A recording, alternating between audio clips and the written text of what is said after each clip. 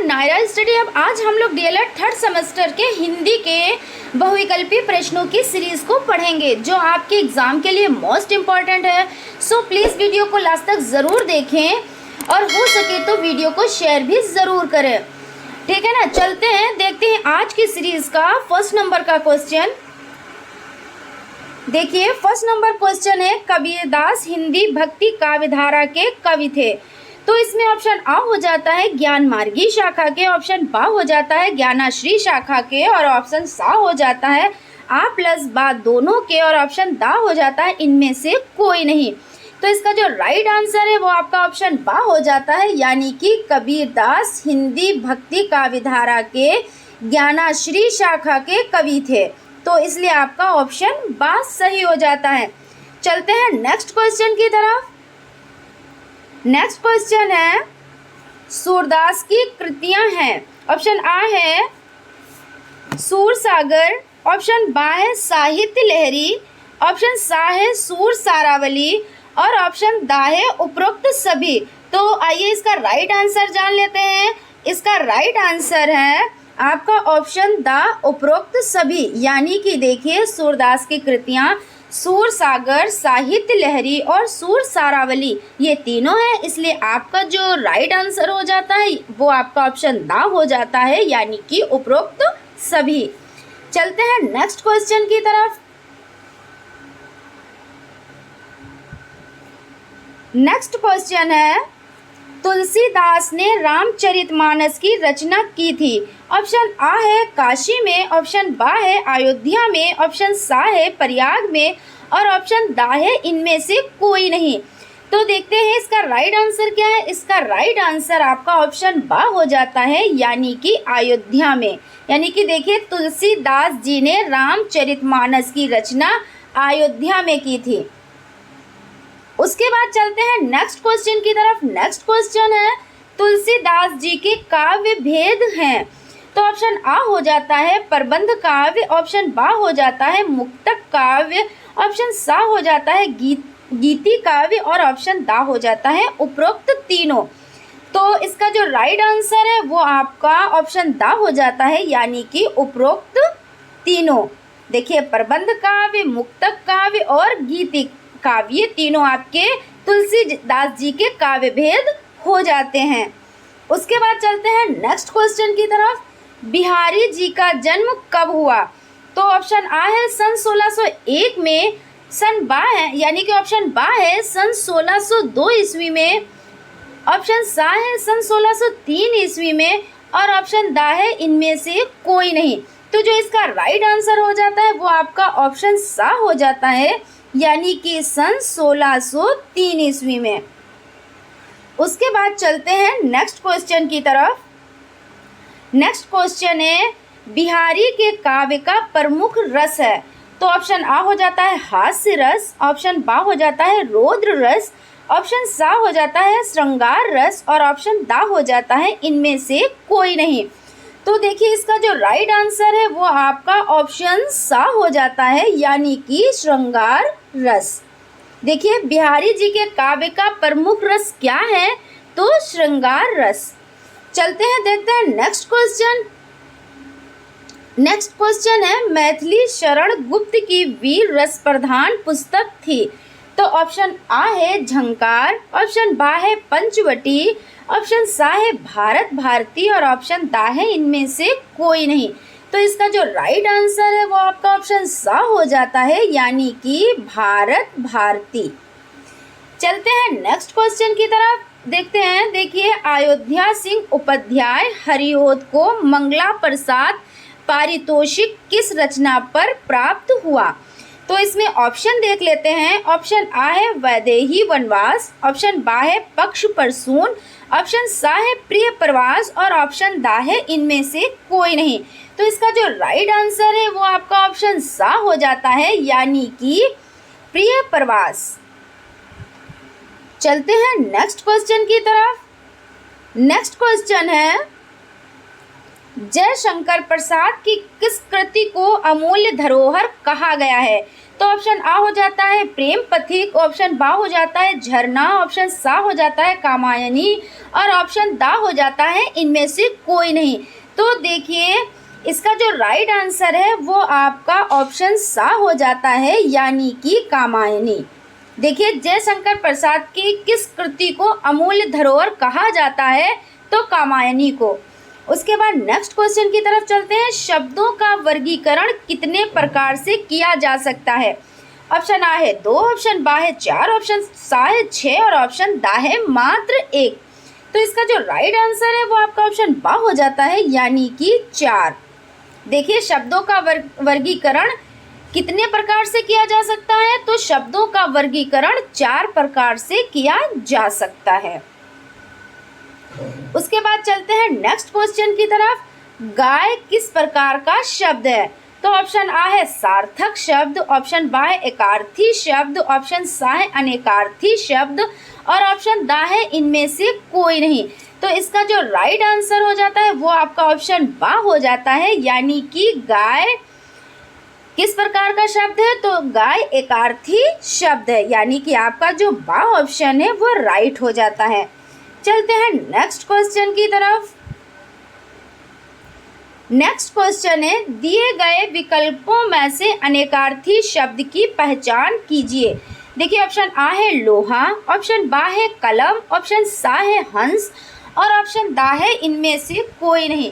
तो इसका जो राइट आंसर है वो आपका देखिए जो अनेकार्थी शब्द है वो हंस हो जाता है, यानी कि जो आपका सा ऑप्शन है वो आपका राइट हो जाता है। उसके बाद चलते हैं नेक्स्ट क्वेश्चन की तरफ। देखिए निर्देश है प्रश्न संख्या 13 से 23 निम्नलिखित वाक्यांश के लिए एक उपयुक्त शब्द का चुनाव कीजिए।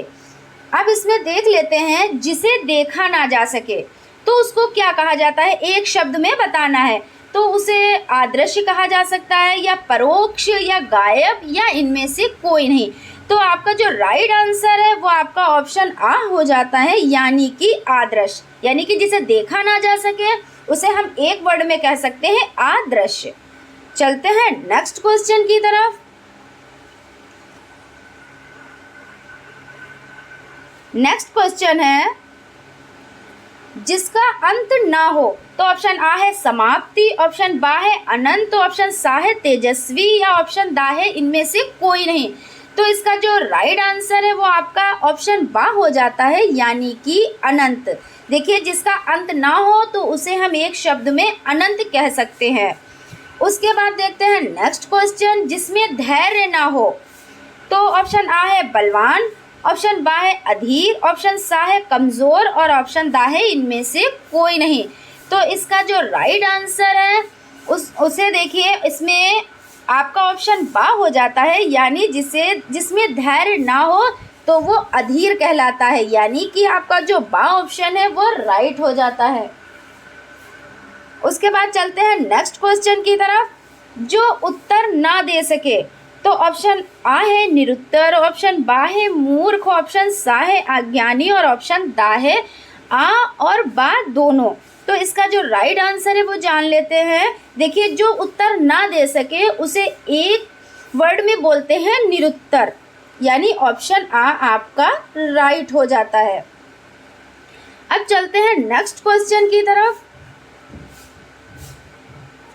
अपने पर बीती घटना। ऑप्शन आ है यात्रा वृतांत, ऑप्शन बा है आप बीती, ऑप्शन सा है आत्मकथा, ऑप्शन दा है इनमें से कोई नहीं। तो देखिए इसे एक वर्ड में क्या बोल सकते हैं? तो अपने पर बीती घटना को हम आप बीती बोलते हैं। तो इसका मतलब देखिए आपका जो ऑप्शन बा है ये राइट हो जाता है। उसके बाद चलते हैं नेक्स्ट क्वेश्चन की तरफ। जो ईश्वर में विश्वास रखता हो तो उसे नास्तिक कहेंगे, पुजारी कहेंगे, आस्तिक कहेंगे या इनमें से कोई नहीं।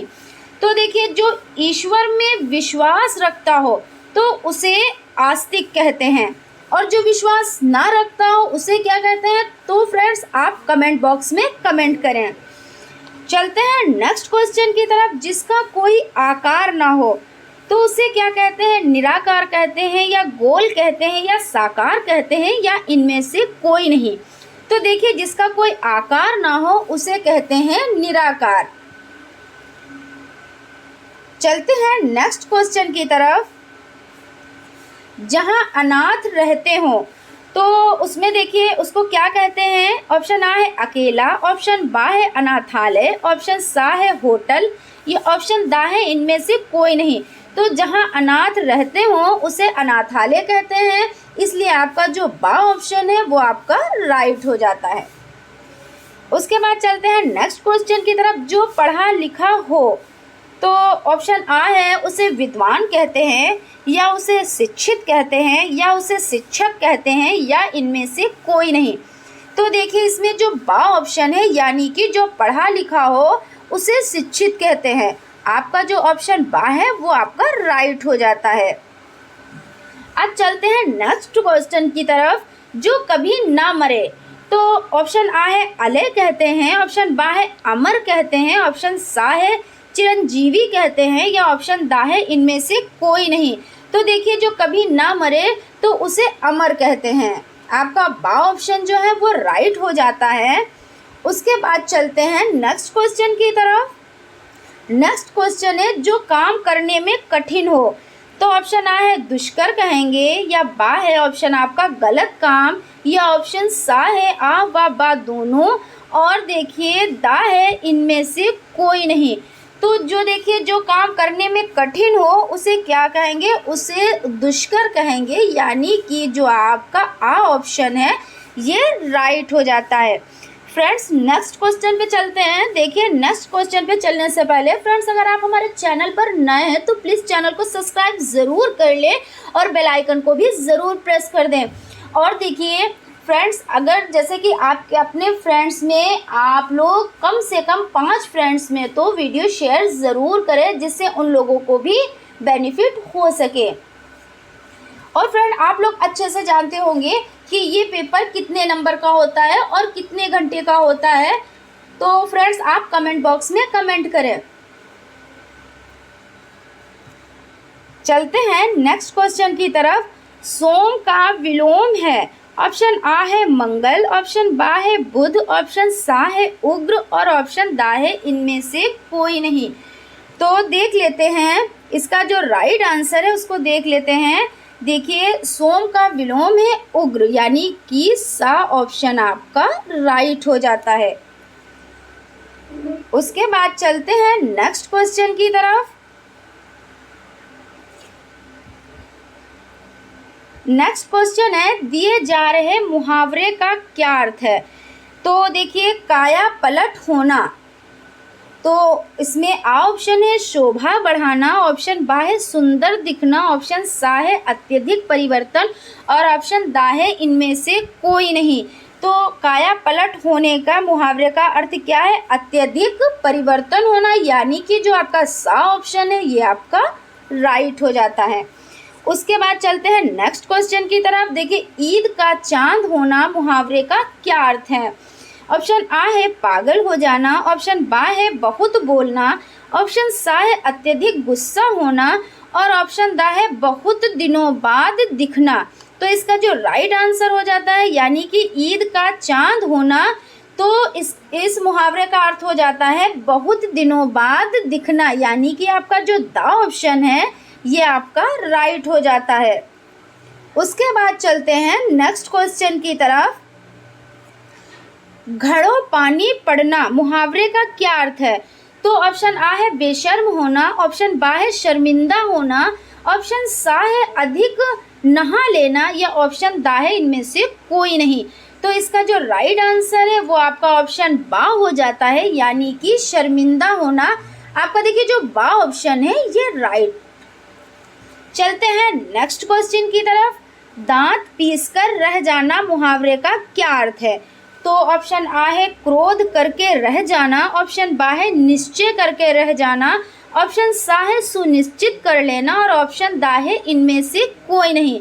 तो आपका जो राइट आंसर है वो है क्रोध करके रह जाना, यानी देखिए दांत पीसकर रह जाने का अर्थ है क्रोध करके रह जाना। उसके बाद चलते हैं नेक्स्ट क्वेश्चन की तरफ। आप भला तो जग भला मुहावरे का क्या अर्थ है? तो देखिए ऑप्शन आ है अत्यधिक सम्मान पाना, ऑप्शन बा है अधिक सम्मान देना, ये ऑप्शन सा है स्वयं ठीक रहो दुनिया ठीक रहेगी, और ऑप्शन दा है इनमें से कोई नहीं। तो इसका जो राइट आंसर है यानी कि आप भला तो जग भला मुहावरे का अर्थ है वो है आपका ऑप्शन सा, यानी कि स्वयं ठीक रहो दुनिया ठीक रहेगी। चलते हैं नेक्स्ट क्वेश्चन की तरफ। नेक्स्ट क्वेश्चन है साहित्य को ज्ञान की राशि का संचित कोश किसने बताया? तो ऑप्शन आ है बाबू गुलाब राय जी ने, ऑप्शन बा है रामचंद्र शुक्ल जी ने, ऑप्शन सा है श्याम सुंदर दास जी ने, या ऑप्शन दा है प्रेमचंद जी ने। तो इसका जो राइट आंसर है वो आपका ऑप्शन बा हो जाता है, यानी कि रामचंद्र शुक्ल जी ने। उसके बाद चलते हैं नेक्स्ट क्वेश्चन की तरफ। भाषाई कौशल नहीं है, देखिए यहाँ पे नहीं है, ये नहीं है कि भाषाई कौशल है, हम नहीं वाला इसमें ढूंढेंगे। तो देखिए ऑप्शन आ है गद्य, ऑप्शन बा है पठन, ऑप्शन सा है वाचन, और ऑप्शन दा है लेखन। आप लोग देखिए इस तरह के क्वेश्चन में बिल्कुल भी कंफ्यूज मत होइएगा, क्योंकि कभी कभी क्या करते हैं लोग कि जैसे कि आपकी समझ में ये चीज़ आ गई कि भाषाई कौशल है तो आपने है पे टिक कर दिया, और यहाँ भी पूछा गया है नहीं है, तो जो नहीं है उस पर आप लोग टिक करें। तो इसका जो आंसर हो जाता है वो हो जाता है आपका ऑप्शन आ, यानी कि गद्य। और देखिए नेक्स्ट क्वेश्चन है गद्य का अर्थ है, तो इसमें देख लेते हैं। ऑप्शन है आपके गद्य का अर्थ है, ऑप्शन आ है बोलना, ऑप्शन बा है कहना, ऑप्शन सा है वाक्य बनाना, या ऑप्शन दा है स्पष्ट करना। तो गद्य का अर्थ है कहना, यानी कि आपका जो ऑप्शन बा है ये राइट हो जाता है। उसके बाद चलते हैं नेक्स्ट क्वेश्चन की तरफ। भाषा की दृष्टि से पाठ्य पुस्तकों को होना चाहिए। ऑप्शन आ है शुद्ध, ऑप्शन बा है पठनीय, ऑप्शन सा है तार्किक, और ऑप्शन दा है इनमें से कोई नहीं। तो इसका आंसर जान लेते हैं। देखिए इसमें आपका जो राइट आंसर है वो आपका ऑप्शन आ हो जाता है, यानी कि शुद्ध। चलते हैं नेक्स्ट क्वेश्चन की तरफ। नेक्स्ट क्वेश्चन है गद्य का प्रयोग किया जाता है, इसमें ऑप्शन देख लेते हैं। ऑप्शन आ है वैदिक व्यवहार में, ऑप्शन बा है बोलचाल में, ऑप्शन सा है परस्पर विचार विमर्श में, और ऑप्शन दा है इनमें से कोई नहीं।